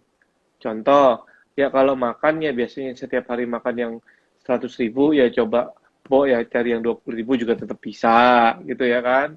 Betul. 25.000 juga bisa. Tapi kalau itu bilang, oh kok gue jadi susah gitu ya, enggak juga. Nah, tapi pakailah skema-skema yang sudah dikeluarkan oleh pemerintah. Karena gini, di kita pun di konsultan banyak pembicaraan soal ini. Jadi semua aware, termasuk pemerintahan pusat yaitu Pak Presiden. Dia juga ngeh kok bahwa rakyatnya ini susah, nggak gampang. Nah, jadi pakailah sistem itu, cari tahu di perbankan-perbankan yang sudah disiapkan oleh pemerintah, skema-skemanya, tanya aja. Contoh, misalnya ada utang kredit card atau ada utang KPR, itu bisa dipakai, ditunda dulu, sisanya untuk cash flow. Biasanya kan gini, kamu pakai ada untung buat cicilan rumah, cicilan Mm-mm. mobil, cicilan motor, cicilan kredit card segala macam. Nah, stop dulu, minta sama banknya, boleh nggak saya tunda? Setahu Koko dapat email gitu ya dari BCA atau dari mana gitu, pembayaran kredit card hanya 5%, tadinya 10%, sekarang Oke. bisa 5%, bunganya cuma hanya berapa persen, dari 2%, 2,5% jadi 1,8%. Nah, pakailah sistem-sistem itu dan cash advance-nya bisa diambil apa enggak. Terus kalau ke bank, saya punya KPR nih Pak, sebulan 5 juta. Bisa nggak itu di hold 6 bulan sampai 12 bulan? Setahu Koko, itu mereka udah lakukan itu bisa. Jadi bukannya nggak digratiskan, tapi dibayarnya di belakang. Nah, jadi uang yang kamu harus bayar cicilan, kamu nggak perlu bayar cicilan, kamu bisa buat model cash flow. Itu. Nah, skema-skema itu dicari tahu ke pemerintahan segala macam dan pribadinya juga harus bisa menjaga jangan buang terlalu banyak, yang nggak penting-penting sudah stop gitu ya kan. Yang Mm-mm. biasa ini apa konsumtif ya stop dulu sementara gitu kan. Jadi pintar-pintar lah kita ngatur cash flow-nya. Itu kalau dari Kobe ini sih, Cai. Nah, terus ini ada lagi nih kok. Ini kayaknya sih Hmm, ada sekitar 3 lagi sih ya. Ini hmm, aku gabung aja ya. hmm, Jadi dia tanya kalau untuk bisnis-bisnis startup itu hmm, gimana cara memulai bisnis startup? Ya, kalau dulunya saya hmm, karyawan katanya. hmm, Dia nanya soal modalnya gitu ya. Bisa hmm, nggak kita hmm, cari pemodal? Bisa nggak kita hmm, cari pemodal? Terus hmm. cara minta minta modalnya berapa ya? Dia nanya gitu sih kok. Lebih lebih banyak ke teknis sih. Ya, Pengalamanku pengalamanku cari pemodal lumayan susah sih kok. Aku aja nggak ya, dapat pemodal. ya, ya, ya, Gitu. ya. Dia nanya gitu. Ya itu tadi, Hmm, gimana cara memulai bisnis startup? Kalau dulunya saya karyawan, terus hmm, soal modalnya gimana? Gitu. Dan ya, kalau kalau cari pemodal mintanya berapa dan sebagainya dibilang gitu. ya. Jadi pertama waktu kita cari pemodal pastikan kita bisa meyakinkan namanya business planning kan. Business Mm-mm. plan-nya dibuat, terus ROI-nya dibuat. ROI itu kan berarti return return of investment Investment. daripada Mm-mm. si ya ROI-nya dibuat, business plan-nya dibuat. Nah, jadi apa yang mau dibuat? Nah, ROI-nya dibuat. Nah, so far bank masih membuka untuk itu, untuk pemodal itu bank. Kalau dari swasta dulu ada namanya kan joint capital joint venture capital gitu ya, yang orang-orang naruh duit di kita terus kita kerjakan gitu segala macam. Itu sekarang ini memang mereka lagi stop karena keadaannya belum membaik gitu ya. Tapi nanti Mm-mm. kalau sudah itu banyak sebenarnya perusahaan-perusahaan seperti itu banyak dan itu memang harus bisa direpresentasikan. Jadi bisa dipresentate ke si pemodal tersebut gitu loh. Nah, kalau kita nggak ada modal gimana? Makanya kau selalu bilang gini, apa sih yang ada padamu? Itulah yang kita kerjakan. Misalnya kalau ini pemilihan Koko jangan disamain, tolong jangan disamain tapi dicerna baik-baik. Kalau Koko dulu orang gila, misalnya gini, gue tahu gue bisa lakukan ini, gue yakin produkku bisa jalan. Nih Koko, I have a property, I put my property in the bank, I put my property in the bank, I get cash, gue kerja. Jangan harus ikut cara Koko, tapi itu cara Koko bisa gitu. Karena Koko yakin sama produk gua. Nah, ini mentalnya beda-beda nih, setiap orang nih. Gua nggak Hmm. ngajarin berhutang di sini, tapi ada yang bisa cara begitu, ada juga cari pemodal. Nah, kalau cari pemodal kayak Kim Chai misalnya cari pemodal, anggaplah pemodalnya kayak Kobedi misalnya gitu. Terus aturan mainnya gimana? Koko taruh duit di kamu, terus kamu mau nggak diatur-atur sama Kobedi? Nggak mau kan? Oke. Nggak mau. But Hmm. ya, but I put my money in you. Ntar gue bilang, aduh, Kim Jae salah nih cara kerjanya, harusnya begini, begini, begini. Nah, itu yakinin dulu, it's you or not. Itu maksudnya, ini seorang Kim Jae bisa nggak diginiin? Kalau nggak bisa, nggak usah cari pemodal. If you believe with your product, just go. Mulai aja dari apa yang ada. Mau cuma satu, mau cuma dua, mau cuma tiga, mau empat, orang mulai ngelirik kok. Contoh, Koko kesaksian waktu IG Live Koko yang kedua, namanya ada Chef Ridwan. Dia jualan pisang goreng. Hmm. Pisang goreng cuma bisa bikin 50 piece. PO. Nggak punya duit. Cuman bisa punya resep dan punya pisang goreng. PO. Jadi PO dong, pesen dulu. Iya. Ha-ha. Ya, pesen dulu Ha. loh. Jadi dia tahu udah pasti laku ya. Ha. Cuman bisa 50 karena kompornya kompor kecil di rumah. Oke? Dia Ya. bikin PO 50 pisang. Weh, pisangnya enak. PO lagi, Senin, Kamis, bukanya 2 hari. 50, 50, 100. Buka lagi 2 hari, 100. 100 naik 200. Tahu nggak? Ini berjalan kalau nggak salah hampir 8 bulan. Sekarang dia udah bikin berapa Kim Chai? Dia bikin 8.000 pisang. Wih. Kenapa? Karena dia misalnya pisangnya modalnya 2.500. Mm-mm. Dia jual cuma 3.000. Untungnya 500 perak. Nah, yang 3.000 ternyata dijual lagi ke tetangganya 3.500 atau 4.000. Jadi reseller, Hmm. Hmm. ya kan? Dia Ah. nggak untungin. Dia nggak mikir untungnya berapa. Dia nggak mikir jumlahnya berapa. Cuman yang dia ada kompor, resep pisang mamanya, buka PO. Dia nggak butuh tuh sampai 8.000 hari ini. Dia bisa beli mobil Espas. Itu mobil box Daihatsu Mm-mm. Espas itu. Buat ngirim pisang setiap hari 8.000. Dia nggak ngambil untung banyak. Kenapa? Koko selalu bilang begini, waktu kamu punya bisnis dan kamu peduli sama orang lain, akan timbul kreativitas. Tapi waktu kamu bisnis buat diri kamu sendiri, itu kreativitas akan hilang. Pisang goreng 2.500, dia jual 3.000. Supaya yang 3.000 bisa jual lagi 3.500.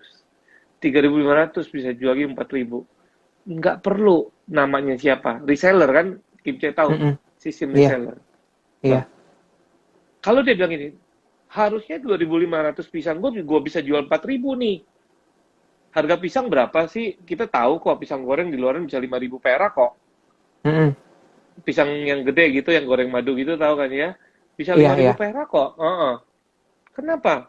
Dia bisa hitung modalnya 2.500, dia cuma jual 3.000. Karena dia mengharapkan terus berulang. Terus continuing. Terus continuing. Dia berharap, aduh lu jangan pindah. Jangan pindah dari pisang gue gitu loh. Mm-mm. Yang ada sama dia apa? Cuman kompor, cuman resep pisang, buka PO.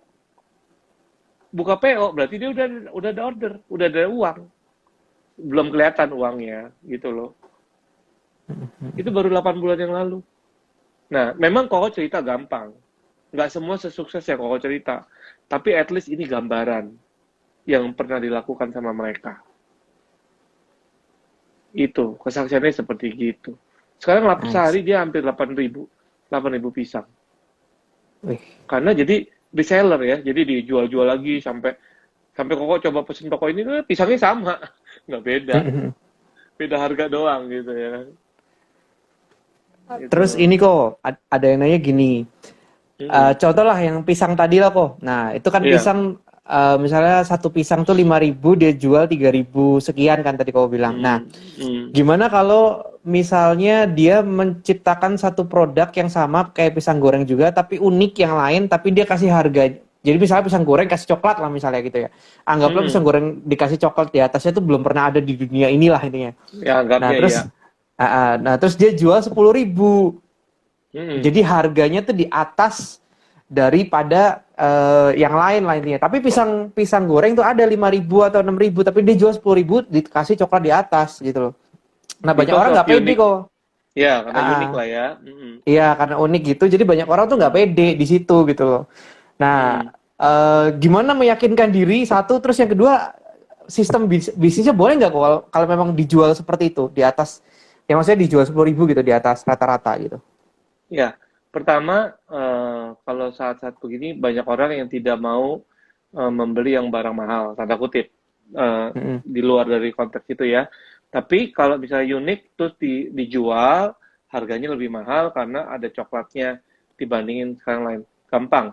Jadi Koko bisa bilang begini, kalau Koko beli pisang ini 10.000 karena ada coklatnya, berapa kali Koko akan makan itu dalam seminggu dengan Koko punya makanan yang lain. Misalnya, I have a roti, I have a yang lain-lain, jenis makanan yang beda-beda. Nah, jadi prinsip bisnisnya gini, Anda tidak pernah akan dicintai customer Anda sebelum dia tahu Anda itu siapa.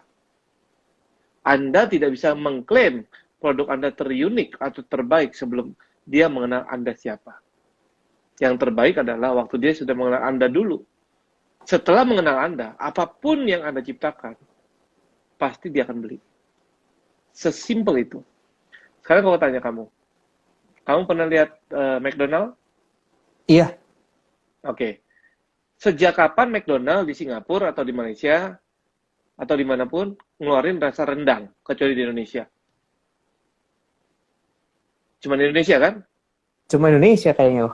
Nah, kenapa dia berani? Because dia believe in McDonald products. Ngerti ya? Hmm, Dia udah iya, percaya sama McDonald. Apapun yang dibuat McDonald, sampai McDonald itu jual nasi uduk kalau pagi, iya betul, betul. ya. Kita beli Ah, juga. Kenapa? Karena kita percaya sama McDonald, bukan nasi uduknya. It's not about product, it's about you. Who are you? You wanna build the product, build yourself first. Trust-nya dibuat dulu, dibangun dulu. Siapa Kobe ini? Kenapa Kobe ini jadi konsultan? Kalau dia belum pernah ngeliat produk Kobe ini, because they are trust me, baru dia lihat produknya yang kau buat. hmm, Nah, kan dia tahu kalau pakai Kobe ini bisa lebih mahal nih konsultan nih ya gitu. Terus produknya, semua orang juga bisa buat. Siapa sih orang nggak bisa buat? Orang semua bisa buat, betul. Tapi kalau orang yang percaya Kobe ini, dia orang tahu cara kerjanya. Cara kerjanya Kobe ini, cara Kobe ini deadline-nya, nggak pernah terlambat, ditanya A, dijawab A, bahkan bisa A plus lebih. Kalau on time, nggak pernah terlambat. Jadi kita build the trust, kita build the kepercayaan dulu. Orang cinta dulu sama kita. Apapun hmm, yang menjadi dia cinta dan percaya sama kita. Apapun yang kamu buat, siapapun yang buat itu, dia akan percaya. Jadi jangan tiba-tiba kita buat pisang coklat, walaupun ini enak, kita klaim kita punya paling enak. Nggak ada orang yang klaim paling enak. Nggak bisa itu. Itu di ilmu manapun nggak bisa. Apa produk gua paling enak? Surveinya dari mana? Gitu kan? iya, Nah, iya, iya. build the trust-nya dulu. Build the ini ya dulu apa caranya kita dulu. Kayak kita lah contoh misalnya kita tahu lah toko handphone. Banyak banget toko Mm, handphone kan? betul, betul. Kenapa kalau kita beli toko handphone di toko yang sama? Karena sudah percaya sama toko itu kan? Exactly. Ya, Exactly. Apa mau bisa dibilang Samsung dia paling bagus? Sama-sama Samsung. Karena kita iya. percaya sama tokonya. That's the value paling bagus di bisnis. Udah gak ada lagi. Trust. If you got trust, you got everything. You mau buat apa aja, mereka akan cobain. Trust Tapi me. kan kok ada juga orang yang bisnisnya tuh palu gada tuh, ya. Nah kalau Ya, palu gada gitu kan susah ya untuk membangun rebranding ya kok. Atau memang palu gada iya. itu bisa untuk rebranding, branding diri sendiri Enggak. gimana kok? No, no, no. Palu Gada itu kan, Palu Gada itu awal dari pemulaan bisnis yang dia pengen cari tahu dia di bidang apa. dan apa yang dia mau fokusin. Apapun yang tidak fokus tidak akan bisa besar. Pasti fokus kayak kita taruh kertas satu titik lah. Hantem terus, titiknya kan jadi gede kan. Nah, sama kayak waktu Kobe ini waktu jadi pengusaha dan jadi panggilan Tuhan, dipanggil Tuhan untuk melayani Tuhan. Bingung mau jadi pengusaha, konsultan udah enak, apa jadi hamba Tuhan? Karena hamba Tuhan nih kesenangan pribadi, jiwa, raga segala macam. Sampai akhirnya apapun dikerjain. Jadi ekspro pernah, jadi pembicara Betul. pernah, mau jadi apa? Jadi asyir pernah, jadi tukang parkir pernah. Pokoknya apapun yang buat Tuhan gue kerjain. Sampai di satu titik, kalau di kantor malah jadi direktur kasarnya gitu. Sampai satu titik ada pengusaha nasional ngomong gini sama Kobe ini. Bro, lo kalau mau jadi hamba Tuhan, jadi hamba Tuhan yang benar. Kalau mau jadi pengusaha yang benar. Pak, kayaknya semua gue bisa. Jadi pengusaha gue bisa. Jadi hamba Tuhan pelayanan gue bisa. Jadi ekspro ya lumayan lah. Nggak terbaik, tapi gue bisa gitu kan. Kasarnya gitu kan. Iya. Jadi pembicara nggak jago-jago amat, tapi bisa gitu ya kan. Bisa pokoknya. Iya. Tapi kalau semuanya kita bisa, kita nggak tahu titik mana kita elaborate, maksudnya kita gali. Nah, waktu kita gali, ternyata ada satu titik. Nah, itulah sebenarnya potensi lu yang sesungguhnya.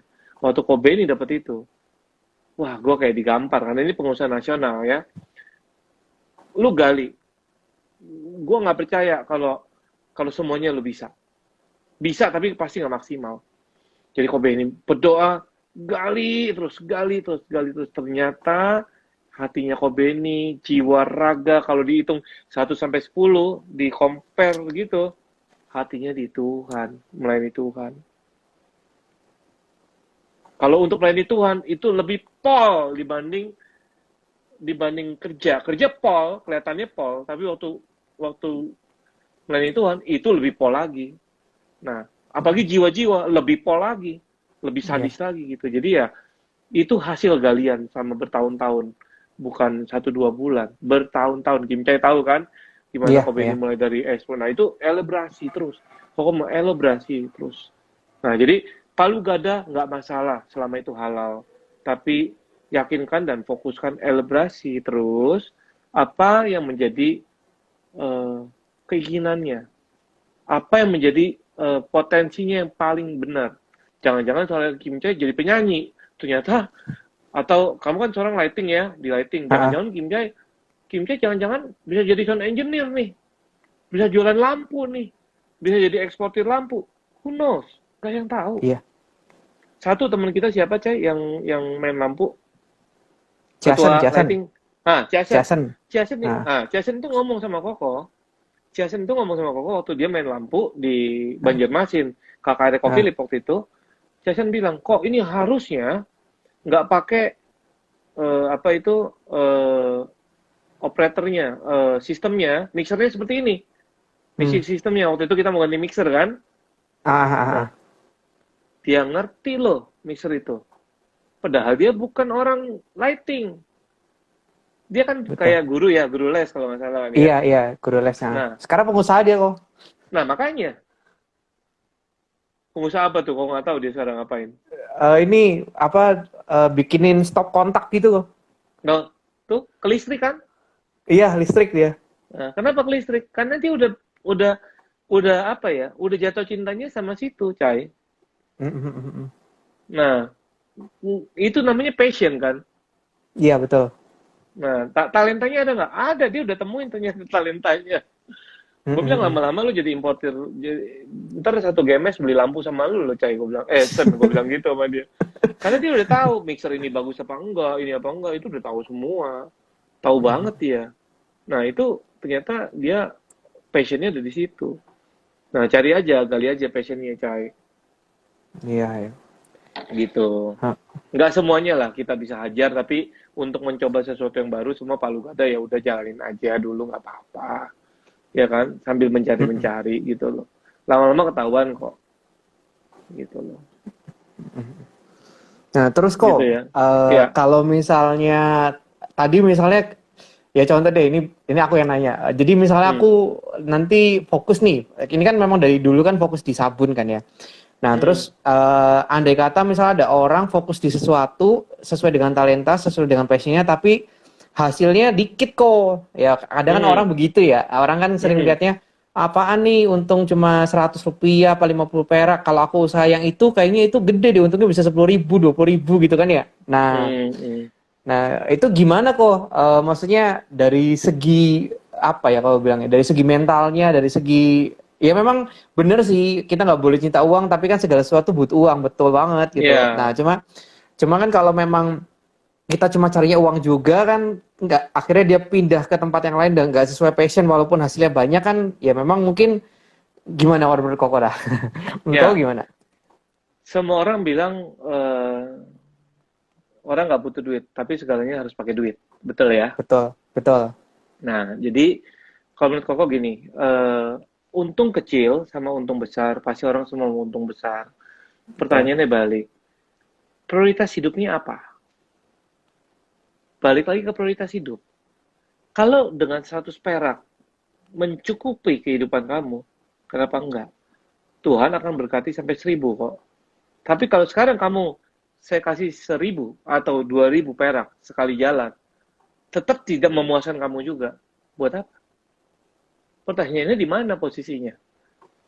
Kalau 100 perak itu memuaskan kamu dan bisa mencukupkan, dan itu sesuai passion, lakuin aja dulu. Karena berkat Tuhan yang ngatur. Tapi kalau 1.000 tetap juga nggak ngucap syukur, sami mawon. Karena you nggak tahu sebenarnya you mau kemana.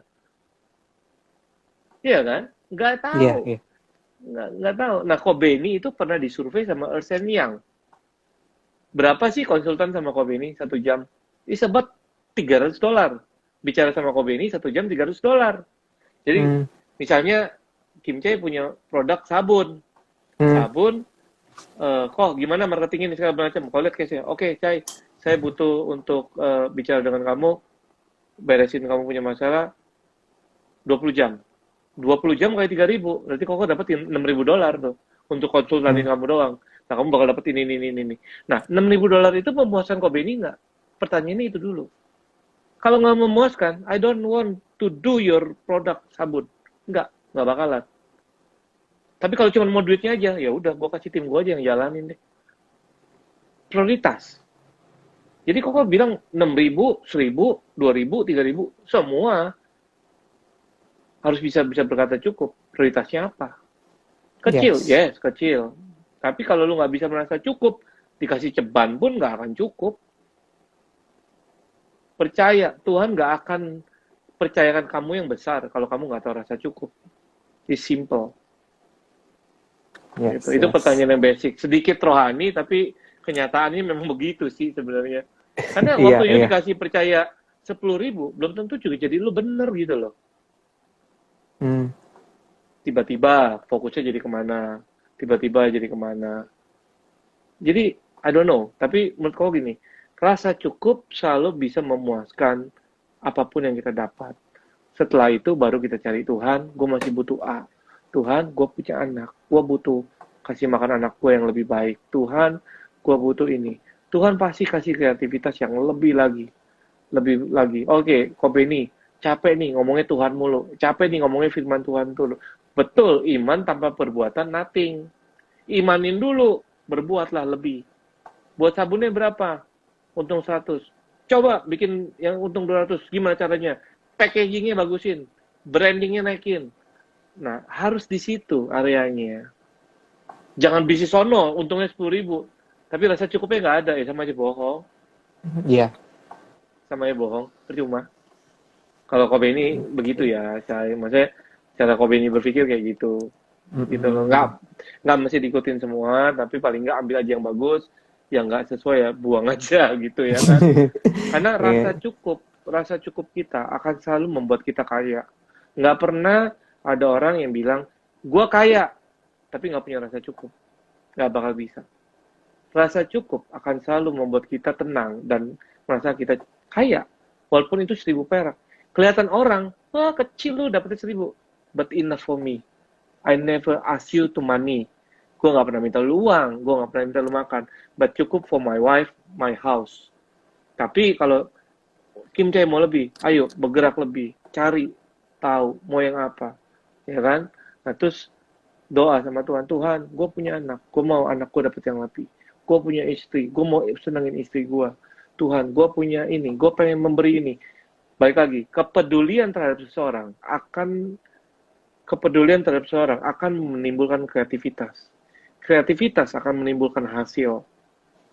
Jadi kalau kamu fokusnya cuma sama kamu, nggak peduli sama orang lain, which is pasangan hidup, anak, teman, pelayanan, segala macam itu, kamu nggak peduli sama mereka, jangan harap kreativitas itu muncul, nggak bakal ada, karena fokusnya cuma saya, me, and I, udah itu aja, nggak ada lagi. Gitu. Jangan ke situ. Ya, makanya Matius 6:33, carilah dahulu kerajaan Allah, maka engkau akan diberikan yang lebih.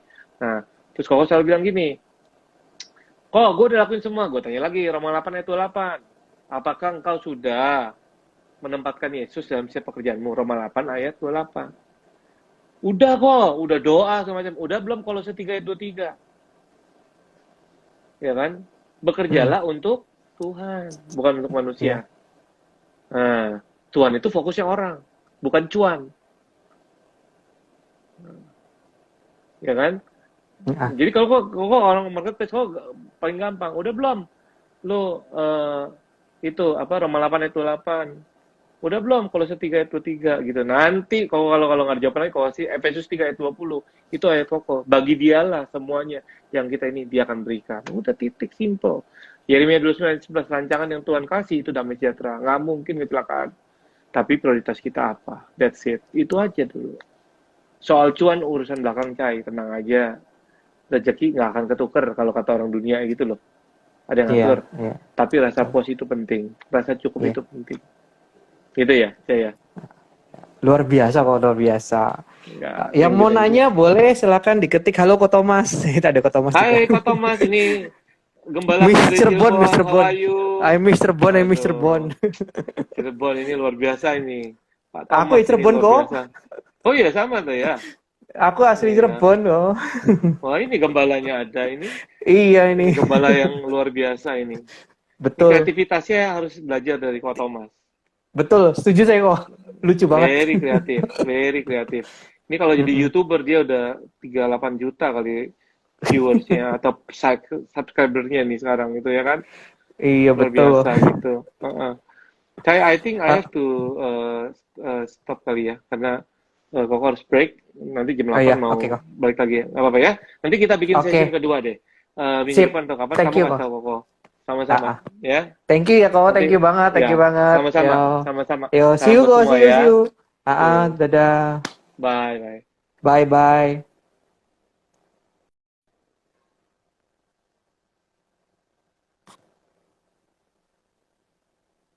Oke, semua sampai ketemu minggu depan ya. Minggu depan ada pembicara tentang financial advisor, tentang asset management. See you semua, bye-bye.